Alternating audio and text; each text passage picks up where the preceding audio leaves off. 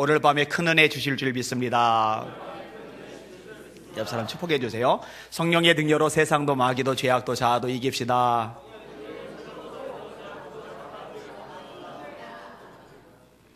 이젠 좀 잘 따라해 보셔요. 얘기를 세상, 마귀, 죄악, 자아 꼭 이겨야 될 것들 있잖아요. 한 번 더. 성령의 능력으로 세상도 마귀도 죄악도 자아도 이깁시다.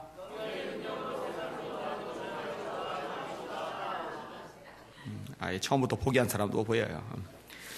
이분 알렉산더 박사 얘기를 한번 이용한 적이 있어요. 아주 저명한 인물입니다. 그 명문대학인 듀크 대학에서 의학 박사학위를 받아요. 하버드 대학교 메디컬 스쿨에서 15년간 교수와 의사로 근무합니다. 권위는 세계 학술지에 150편이 넘는 논문을 게재합니다. 국제의학 컨퍼런스에서 200회 이상 연구 발표를 합니다. 하여튼 이 뇌 관련해서는 세계 최고 탑으로 꼽아지는 의학 박사예요. 이분이 감리교 가정에서 자랍니다. 양 아버지가 유명한 신경학자입니다. 결혼 후에는 신자로 살아가기는 하는데 문제는 명목상의 성도라는 거예요. 명목상의 성도. 믿긴 믿어요. 그런데 뜨거움도 열정도 또 성경에 대한 확신도 연약한 사람이에요. 특별히 믿음 생활과 과학. 이 과학은 철저히 합리성을 추구하잖아요. 믿음은 합리성을 넘어서잖아요. 믿음이 합리적인 거라면 믿을 필요가 사실은 없죠. 그죠? 1 플러스 1은 2다. 이거 뭘 믿어요? 1 플러스 1은 2죠. 그죠? H2O는 물이다. 이걸 뭘 믿어요? 그건 당연한 거죠. 근데 믿음은 그 이상의 것이거든요. 초월적인 것이거든요. 합리성을 넘어서는 것이거든요. 태초에 하나님이 천지를 창조하시니라. 이거 뭔 수로 설명을 해요? 빅뱅 이론? 빅뱅 이론도 설명 사실은 안 되고, 그죠? 설명할 길이 없어요. 예수님이 무리를 걸으신 사건, 사람은 부력이 나무만 못하기 때문에 가라앉아야 돼요. 이걸 뭔 수로 설명을 하냔 말이에요.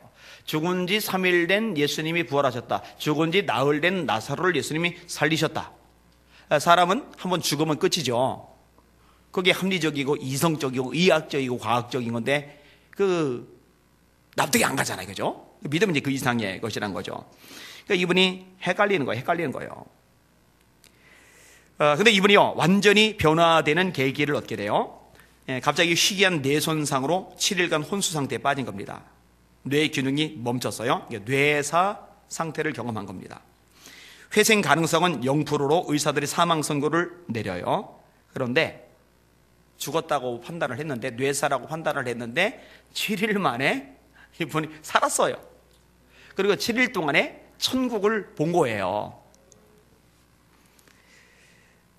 천국을 본 이분이 천국의 증명이라는 책을 씁니다. 근데 왜 이게 난리를 세계적으로 그 야단법석을 일으키냐면요, 일반 사람들이 쓰면은 뭐 그러려 할 텐데 세계적인 뇌 과학자가 쓴 거라서 난리가 나는 거예요.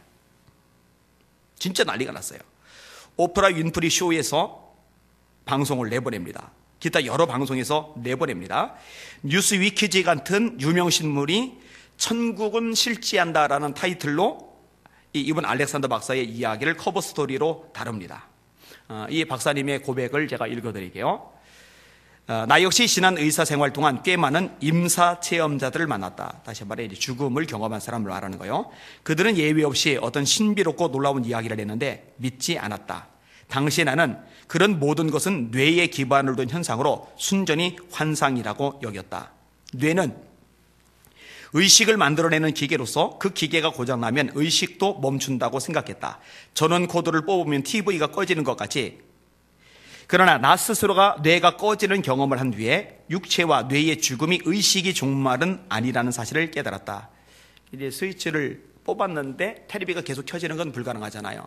다시 말해 뇌가 기능을 멈추면은 의식은 더 이상 없다고 생각하는 거예요. 뇌과학자로서. 근데 뇌가 기능이 꺼졌는데 의식은 여전히 살아있는 걸 자기가 경험을 한 거예요. 그렇죠. 여러분, 뇌가 기능을 멈춘다고 의식이 사라지는 게 아니잖아요. 성경이 말씀해주고 있잖아요. 죽음 이후의 세계가 분명히 있다는 놀라운 사실을 알게 되었다. 그러면서 이제 과학에 대한 이해도 달라져요. 이번에 고백 읽을게요. 맞아.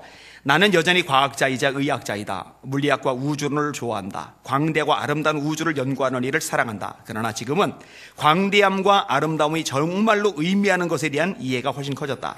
보이지 않는 영적 측면과 비교했을 때 우주의 물리적 측면은 그저 먼지 입자에 불과하다.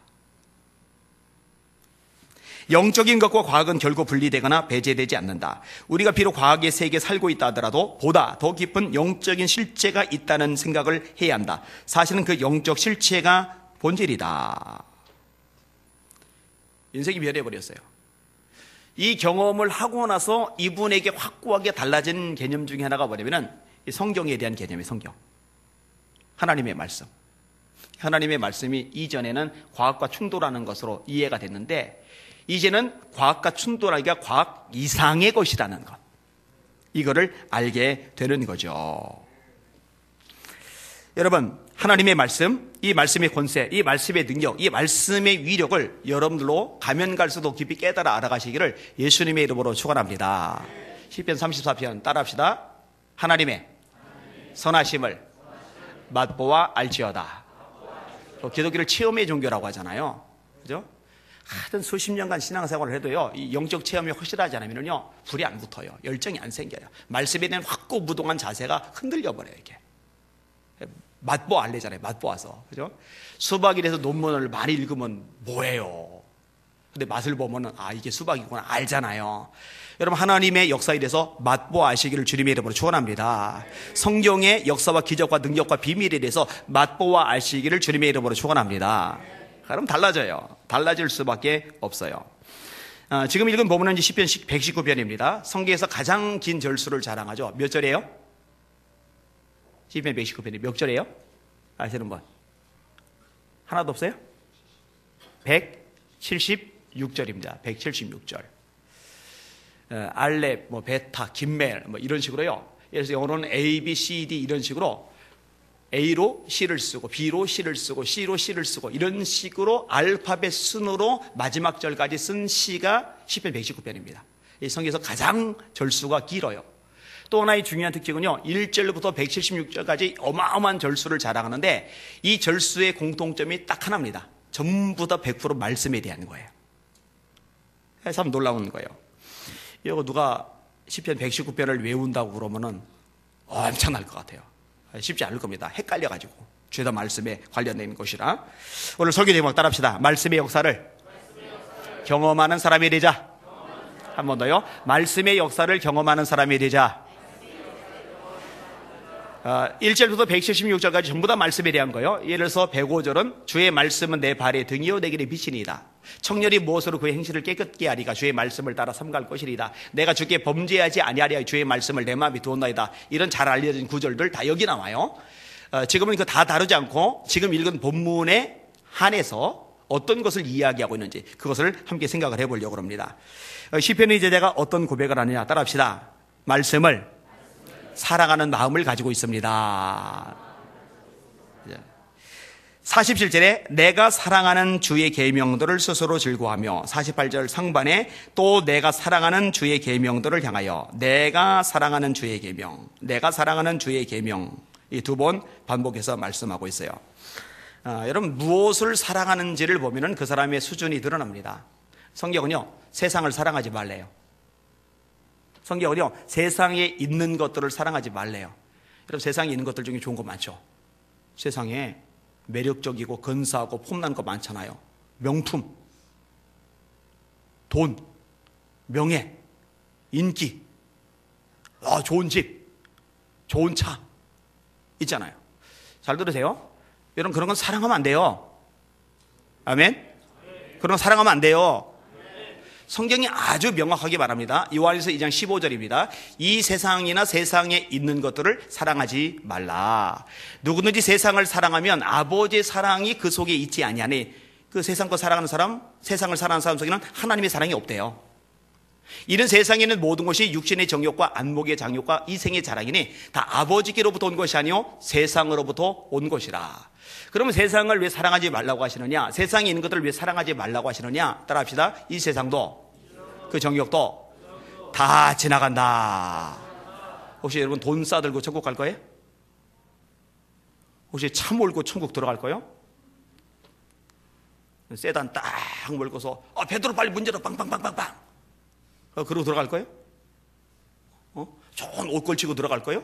아니요, 그거 다 지나가는 거예요. 이 세상도 그 정욕도 다 지나가되 오직 하나님의 뜻을 행하는 사람은 영원히 거하느니라. 이게 성경의 말씀이거든요. 쾌락을 사랑하면 안 돼요. 죄악을 사랑하면 안 돼요. 안락함을 사랑하면 안 돼요.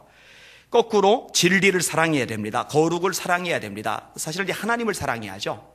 마음을 다하고 성품을 다하고 뜻을 다하고 힘을 다하여 주 너희 하나님을 사랑하라 하셨으니 이것이 크고 첫째 되는 계명이요. 둘째는 이와 같으니 네 이웃을 네 몸과 같이 사랑하라. 이것이 온 율법과 선지자의 강령이니라.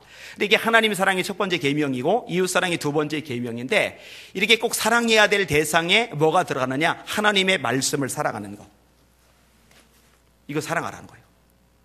이런 말씀 사랑합시다. 이 말씀 사랑하셔야 돼요. 사실 하나님 사랑 얘기했잖아요. 성부, 성자, 성령 삼위일체 하나님이죠. 어제 밑도 끝도 없이 두 분이 저한테 전화를 했어요. 우리 이게 교인들이 아닌데 한 분은 권사님이고 한 분은 집사님인데 만나서 신앙 토론을 하다가 삼위일체 가지고 싸움이 붙어버린 거예요. 그래서 서로 상대방이 틀렸다고 지적을 하는 거예요. 그러다가 결론을 못 내리니까 결론을 내려달라고 저한테 연락을 했는데 제가 그랬어요. 둘 다 틀렸다고. 하나는 양태론, 사베리우스. 그러니까 집에서는 아버지고 회사 가면은 직장인이고 아이들에게는 아내에게는 남편이고 이게 삼위일체 설명하는 거예요. 이건 양태론인데 이 양태론은 이단으로 정죄받은 거예요. 삼위일체는 그렇게 설명하면 안 돼요, 사실은요. 또 그렇다고 하나님이 세 분이다, 삼신이다 이렇게도 안 돼요. 하나님은 한 분이셔요.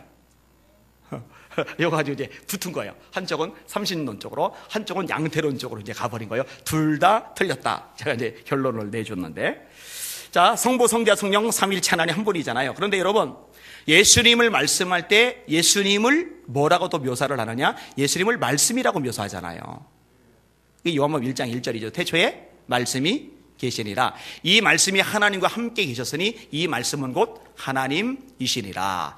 그가 태초에 하나님과 함께 계셨고 만물이 그로 말미암아 지은 바 되었으니 지으신 것이 하나라도 그가 없이는 된 것이 없느니라. 1장 14절 말씀이 육신이 되어 사람이 되어 우리 가운데 거하심에 우리가 그의 영광을 보니 아버지의 독생자의 영광이요 은혜와 진리가 충만하더라. 그러니까 말씀을 사랑한다라는 말과 예수님을 사랑한다라는 말, 하나님을 사랑한다라는 말, 성령님을 사랑한다는 말은 같은 얘기예요.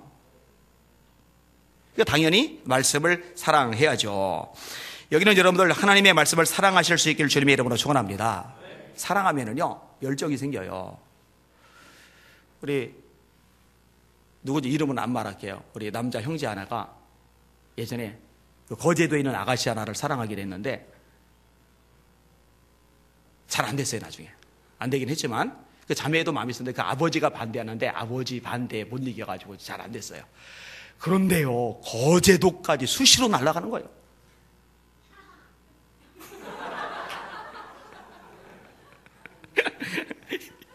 희원이가 뭐 아나보다. 와, 제가요 깜짝 놀랐어요. 여러분 거제도가 얼마나 멉니까? 저 땅끝이죠, 땅끝. 수시로 가는 거예요, 수시로. 사랑하면은요 제정신이 아니게 돼요. 원래 열정이 생겨요. 여러분 말씀을 사랑하면은요 열정이 생깁니다. 하나님 말씀 읽고 싶어서, 하나님 말씀 듣고 싶어서, 하나님 말씀 접하고 싶어서, 하나님 말씀 여기 막 목이 말라지는 거죠. 이런 말씀을 끝없이 사모하실 수 있기를 주님의 이름으로 축원합니다. 너희가 내게 들은 바 하나님의 말씀을 들을 때에 사람의 말로 아니하고 하나님의 말씀으로 들음이니 진실로 그러하다. 이 말씀이 너희 믿는 자 속에서 역사하느니라. 고린도서 1장 말씀이죠. 오늘 본문의 두 번째로 어떤 얘기하느냐 따라합시다. 말씀을 통해 자유를 얻는다. 내가 주의 법도들을 구하여 싸우니 자유롭게 걸어갈 것이오며 이렇게 말씀을 합니다. 하나님의 말씀을 구했대요. 계명, 법도 이거 다 말씀을 말하는 거거든요. 하나님의 말씀을 구했대요. 그 가치를 아는 거죠. 지혜로운 사람이에요. 그 결과도 이게요. 하나님의 말씀을 구했더니 자유롭게 걸어가게 되는 거죠. 여러분 예수님이 동일한 말씀을 합니다. 자기를 믿는 유대인들에게 이렇게 말씀하세요. 너희가 내 말에 거하면은 참으로 내 제자가 되고 따라하세요. 진리를 알지니 진리가 너희를 자유롭게 하리라. 여러분, 예수님이 진리시죠? 내가 곧 길이요 진리요 생명이니 나로 말미암지 않고는 아버지께로 올 자가 없느니라. 말씀이 진리죠? 그러니까는 예수님 말씀 같은 거니까 예수님이 진리고 말씀이 진리고 당연히 둘 다 진리라고 말할 수밖에 없는 거죠. 진리를 알지니 진리가 너희를 자유롭게 하리로다. 여러분, 우리는요 죄의 종노릇을 하고 있어요. 죄를 짓는 자마다 죄의 종이라고 성경은 말씀하고 있죠. 그리고 죄를 짓는 자는 100% 마귀의 종노릇 하고 있어요. 내가 생각하고 내가 결정하고 내가 살아가고 내가 선택하고 내가 내 마음대로 사는 것 같지만은 아니에요. 마귀가 목줄을 쥐고요 끌고 다니는 거예요. 끌려 다니는 대로 사는 거예요. 그러다가 어디까지 끌려가느냐? 지옥까지 끌려가는 거예요. 문제는 이 죄의 고리를 끊어낼 길이 없어요. 이 마귀의 사슬을 끊어낼 방법이 없어요. 이거를 누가 해결해 주시느냐? 말씀이신 예수님께서 해결해 주신 줄 믿으시길 바랍니다. 십자가에 피 흘려 죽으심으로 말미암아 그 피로 저의 죄의 사슬을 끊어버리신 거예요. 마귀의 사슬을 끊어버리신 거예요. 그게 말씀의 능력이거든요. 특별히 말씀 자체만 생각해 보더라도 마찬가지인데요. 여러분, 사단이 저와 여러분을 넘어뜨리려고 끝없이 시험을 가져다 줘요. 그래서 예수님은요 아시는 거예요. 그래서 시험이 없게 하옵시고 이렇게 기도하라 말씀하지 않으시고 시험에 들게 하지 마옵시고 시험은 있는데 그 시험에 빠지지 않게 해달라고 너희 그 기도해라. 여러분, 그 기도 하셔야 돼요. 이 기도를 안 하니까 맨날 시험 드는 거예요. 시험 들었다가 빠져나가는 동안에 시간 에너지 뺏기고 그동안에 얼마나 영적 손해가 심하고 그동안에 얼마나 교회에서 일을 못해요. 손해보잖아요. 그러니까 기도해. 하나님, 제가 시험에 들게 하지 마옵소서. 근데 시험에 들게 하지 마옵소서 기도할 뿐만 아니라 또 하나가 뭐냐면은 이 말씀의 능력을 활용을 하는 거죠. 자, 예수님을 시험에 빠뜨리려고 마귀가 유혹하잖아요. 배고픈 예수님 보고 이 돌로 떡 만들어 먹어. 예수님이 어떻게 하세요? 따라하세요. 기록하였으되. 여러분이 이렇게 하시면 좋겠어요. 딱 입에서 나오는 거예요. 마음속에 어떤 잘못된 생각을 갖다 주는 거예요. 사람을 통해, 환경을 통해, 사건을 통해, 문제를 통해, 장애물을 통해 나를 막 시험 들게 만드는 거예요. 그때 말씀을 인용하는 거예요. 기록하였으되 이렇게 말하는 거예요. 우리도 기록하였으되 사람이 떡으로만 살 것이 아니요 하나님의 입에서 나오는 모든 말씀으로 살 것이리라 하셨느니라. 성전 꼭대기에 데리고 올라와서 뛰어내려 천사가 돌에 부딪히지 않도록 네 발 붙들어 줄 거야. 예수님이 기록하였으되 또 나와요. 기록하였으되 주 너희의 하나님을 시험치 말라 하셨느니라. 높은 산에 데리고 올라가서 천하 영광 다 보여주고 한 번만 절하면 이거 다 줄게. 제가 지난번에도 한번 언급했잖아요. 이번 주일날 예배 안 드리고 딱 한 번 예배 빠지고 대전 가서 하루만 일하면 10억 준다고 그러면 몇 명이나 갈까? 그때 제가 물어보니까 아무도 안 간다고, 간다는 사람 한 명도 없었지만 아마 진짜 10억 준다고 그러면 이 중에 80% 빠질지도 몰라요. 아니면 단위를 높일까요? 100억으로? 그런데 100억, 10억 정도 아니라 세상의 천하 영광의 좋은 것들, 이 모든 것들 다 준다는 거예요. 한 번만 절하면. 예수님이 기록하였으되 다만 주 너희의 하나님께 경배하고 그만 섬기라 하셨느니라. 이 말씀으로 이기는 거거든요. 여러분, 이 말씀으로 모든 굴레 끊어버릴 수 있거든요. 왜냐면 말씀은 또 성령의 검이니까. 따라하세요. 진리의 띠, 의의 호신경, 평안의 복음에 준비한 신, 구원의 투고, 믿음의 방패, 성령의 검. 성령의 검이 뭐예요? 하나님의 말씀. 하나님의 말씀. 우리 성도들은 성령의 검을 하나씩, 장검을 하나씩 꼭 차고 계시길 주님의 이름으로 축원합니다. 거기다 단도도 여러 개 차고 있다가 던져요. 이렇게 활용하시란 말이에요. 성령의 검. 그래서 원수 마귀와 사단이 시험 주려고 오다가 번쩍번쩍 빛나는 그 성령의 검을 보고서 겁나가지고 얼씬 못하는 성도들 되시기를 예수님의 이름으로 축원합니다. 마귀가 시험하러 오는데 성령의 검을 뺀다고 딱 뺐는데 없어요. 그냥 이렇게 되면 안 되는 거죠. 말씀이 우리를 자유하게 만들어주는 거예요. 그 다음에 어떤 고백을 하느냐, 이 말씀을 묵상한다는 거예요. 48절 하반절에 내 손을 들고 주의 율례들을 작은 소리로 읊조리리이다. 여러분 성경 읽어보면요, 작은 소리로 읊조린다라는 표현이 생각보다 많이 나와요. 검색을 해보세요. 작은 소리로 읊조린다. 이거를요 웅얼웅얼웅얼웅얼 웅얼웅얼웅얼 이러는 거예요. 이렇게. 요게요 묵상이란 말하고 연결이 됩니다. 늘 생각하면서 읊조리는 거예요. 아침에도 읊조리고 점심에도 읊조리고 저녁에도 읊조리고 자기 전에도 읊조리고 웅얼웅얼 그러는 거예요. 그죠? 이 묵상이라는 거는요, 읽는 것과 듣는 것을 뛰어넘는 행위죠. 자, 읽는 것 가치가 있어요. 듣는 것 가치가 있어요. 근데 묵상이라는 거는요, 읽고 끝나는 게 아니고 듣고 끝나는 게 아니라 그것을 붙잡고 하루 종일 이어가는 거예요.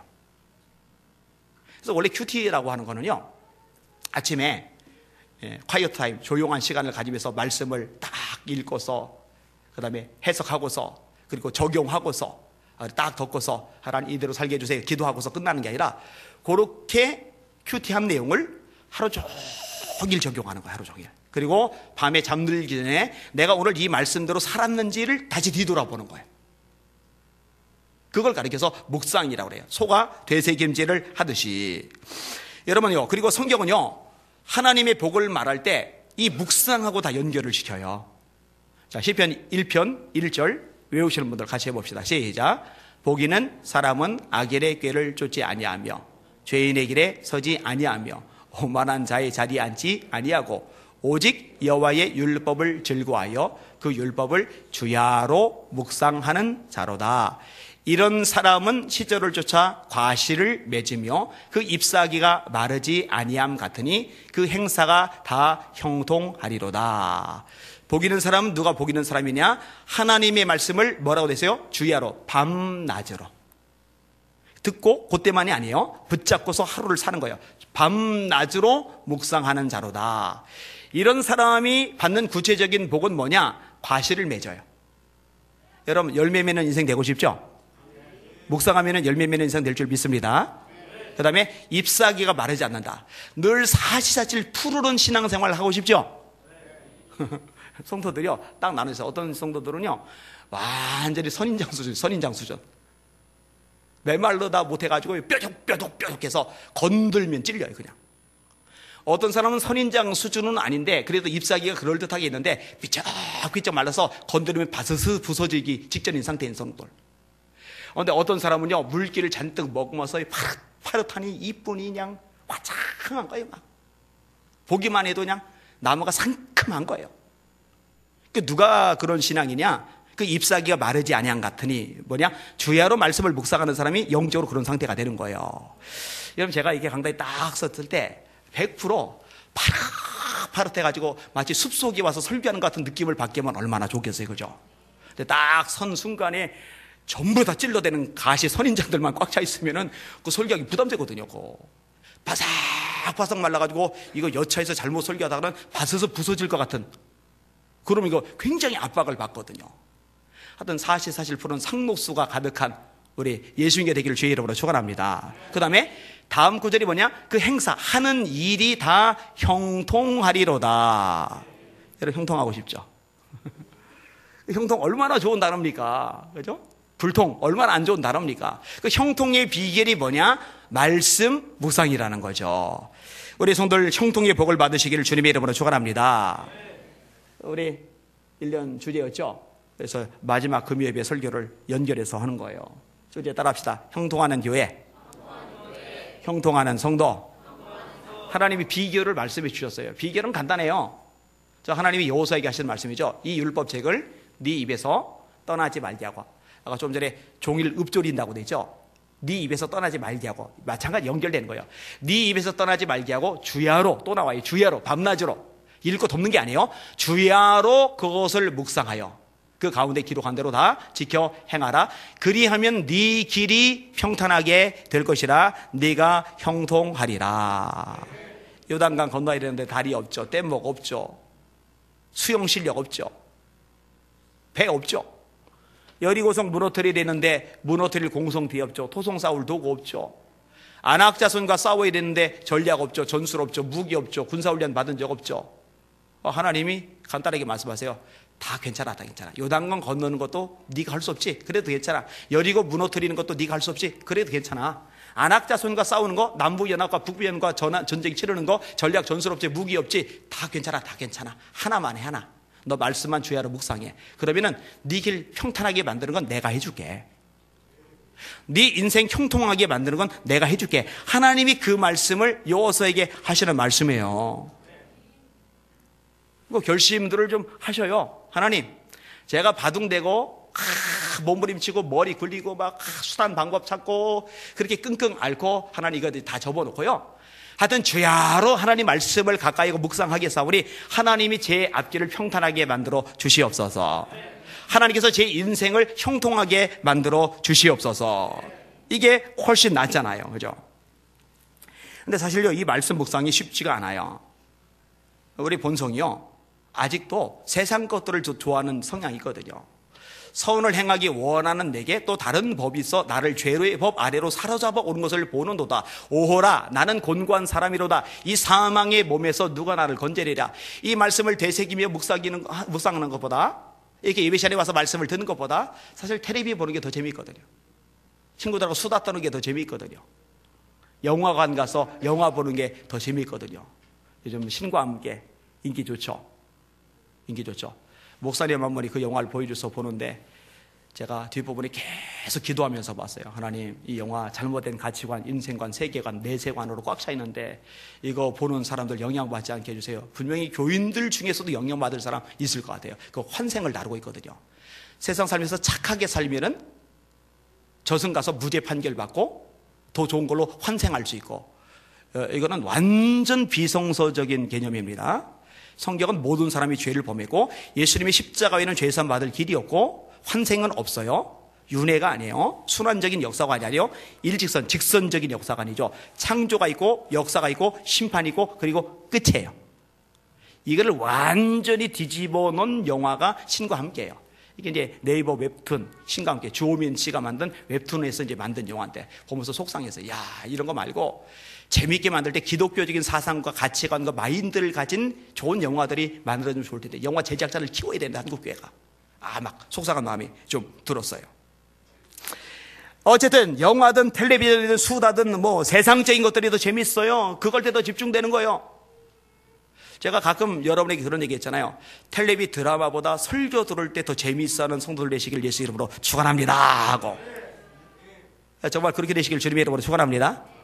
그죠? 드라마 볼 때는 절대 조는 법이 없는데 설교 들으면 조는 사람이 있잖아요. 그죠?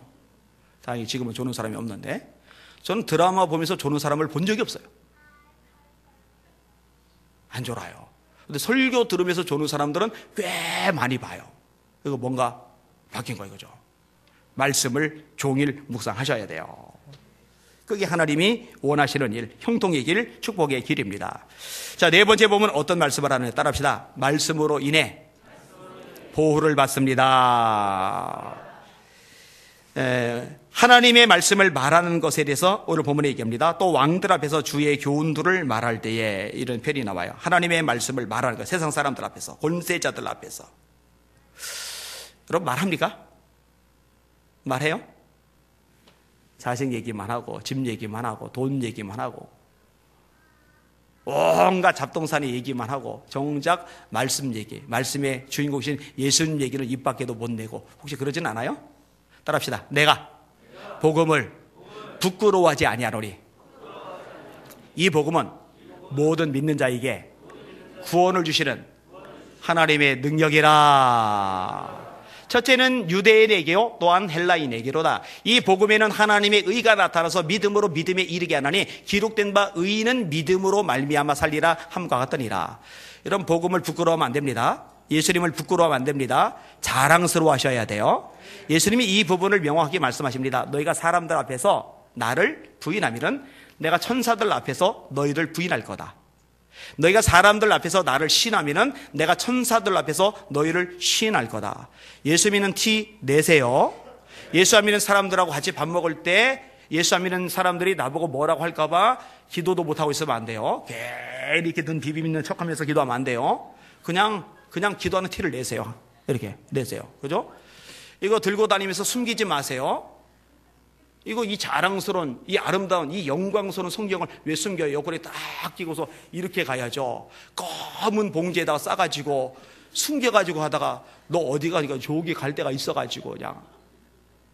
예수님이 여러분 부인할 겁니다. 그럼요. 이 자랑스러운 거. 가방에 넣으면 모를까? 그렇지 않으면요 티를 내고 다니세요. 티를 내고. 제가 고등학교 때 이만한 성경을 들고 다녔거든요. 쉬는 시간에요, 이따만한 성경 딱 펴놓고서요, 제가 성경을 읽었어요.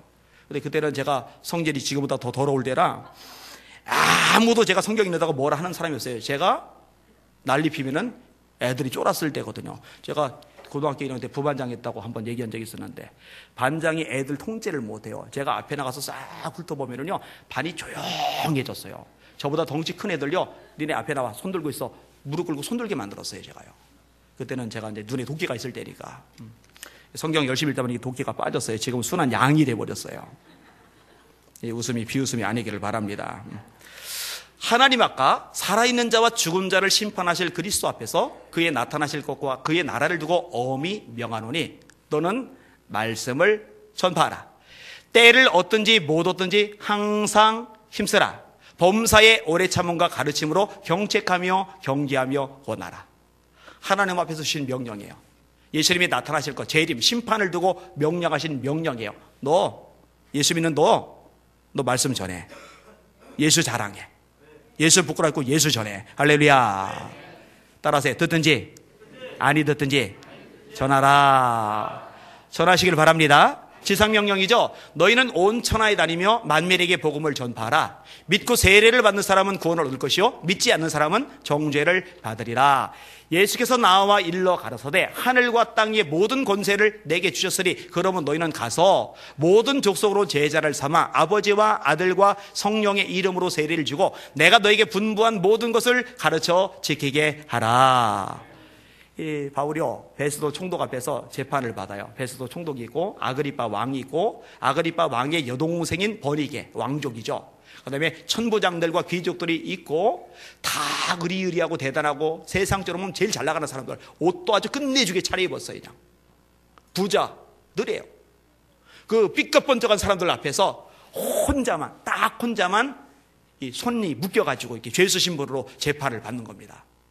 근데요, 바울이요, 기죽지도 않고요, 부럽다. 저 폼나는 저렇게 옷을 입고서, 야, 참 부럽다. 이런 것도 없고요. 또 나 무죄 판결 받아야 되는데 어쩌지 이것도 없고요. 이렇게 말합니다.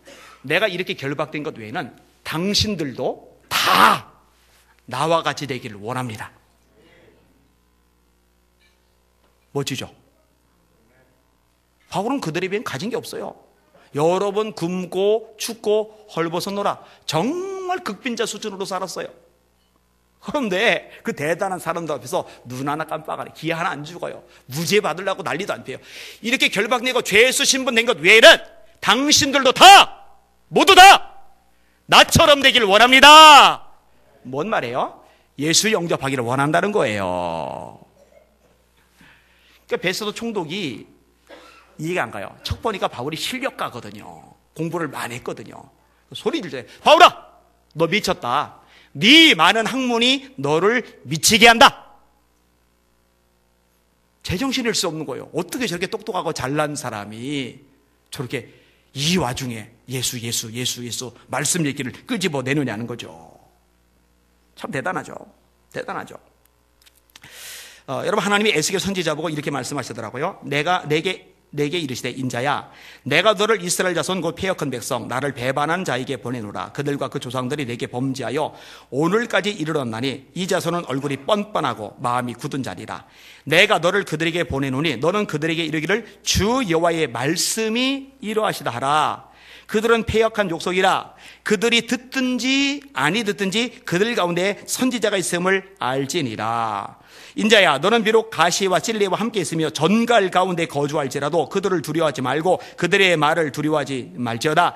그들은 패역한 족속이라도 그 말을 두려워하지 말며 그 얼굴을 무서워하지 말지어다. 그들은 심히 패역한 자라. 그들이 듣든지 아니 듣든지 너는 내 말로 고할지니라. 그러니까요, 듣고 안 듣는 건 그들 책임이에요.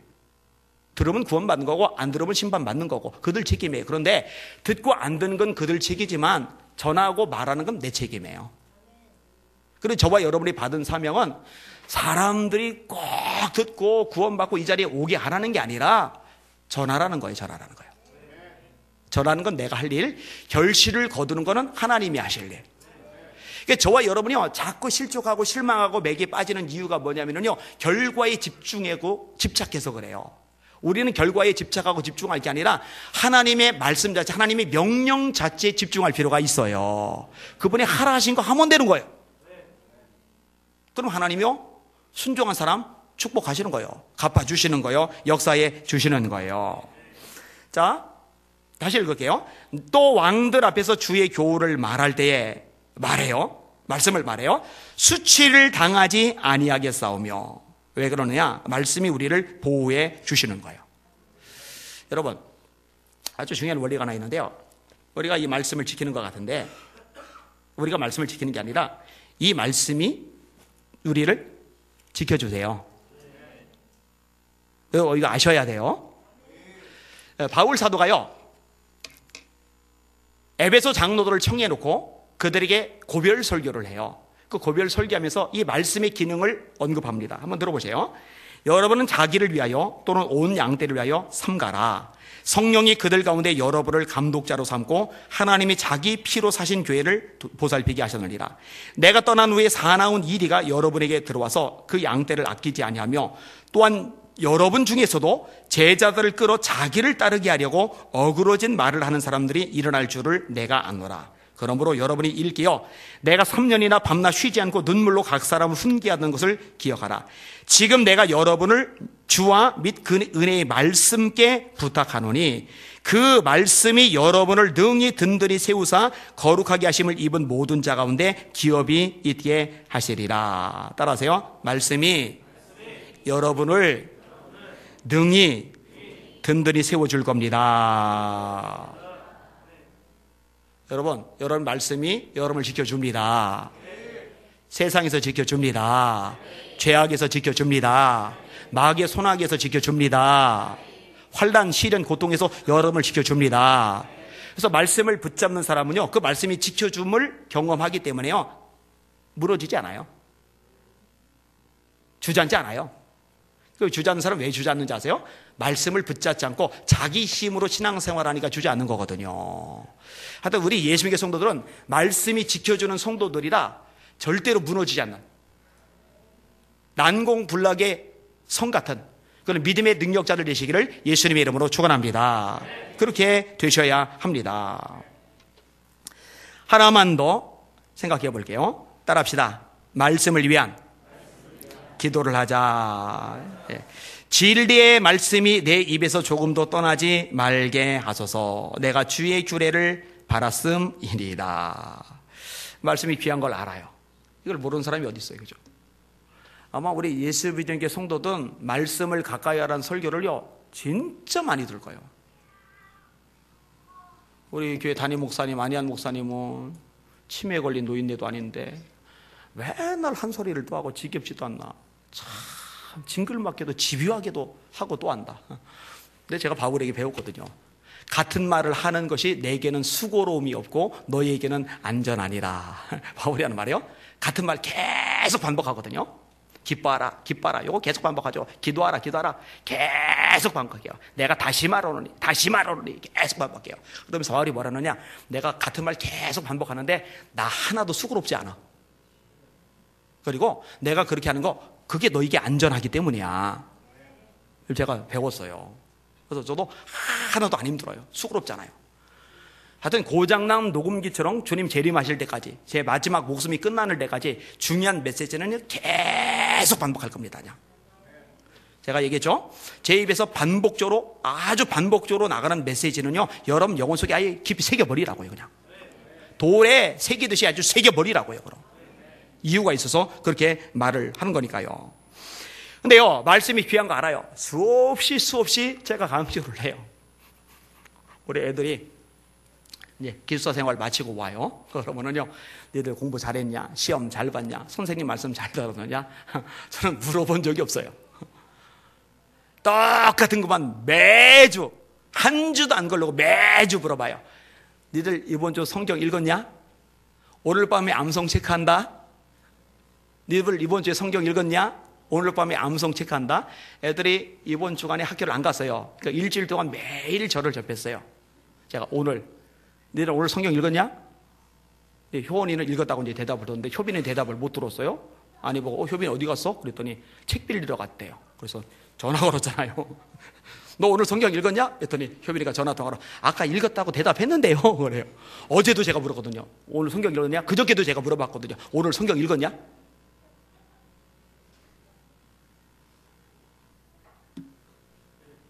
효나 지겹냐?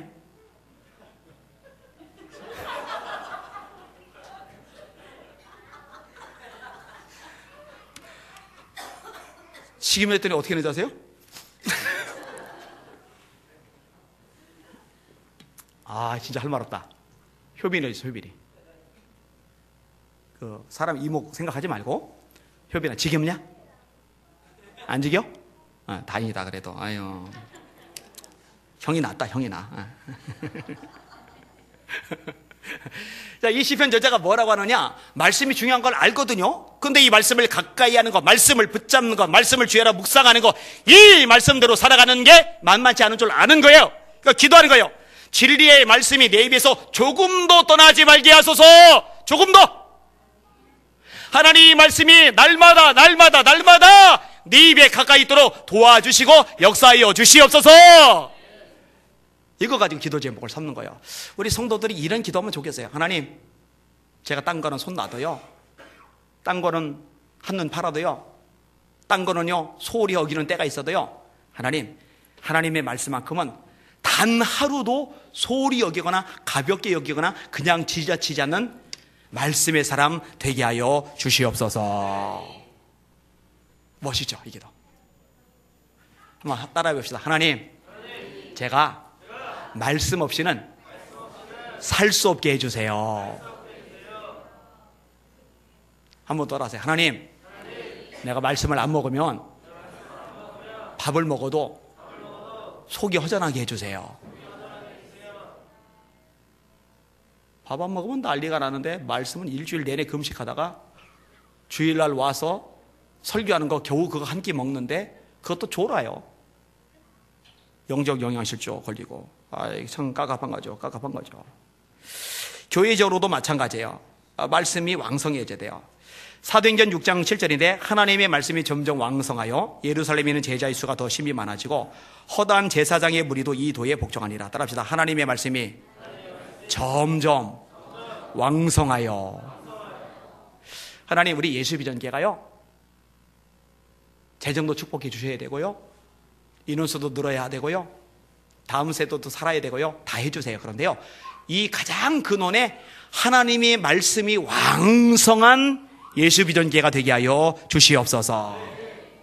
하여튼 예수비전교회의 특징, 하나님의 말씀을 빼면, 하나님의 말씀이 빠지면, 하나님의 말씀을 건너뛰면 껍데기가 남는 그런 교회가 되게 하여 주시옵소서. 이런 기도를 했으면 좋겠어요. 정리해 볼게요. 하나님의 말씀을 사모하는 마음, 말씀을 통한 자유, 말씀을 묵상하는 시간, 말씀으로 인한 보호, 말씀을 위한 기도, 이런 것들로 오늘 본문이 구성되어져 있어요.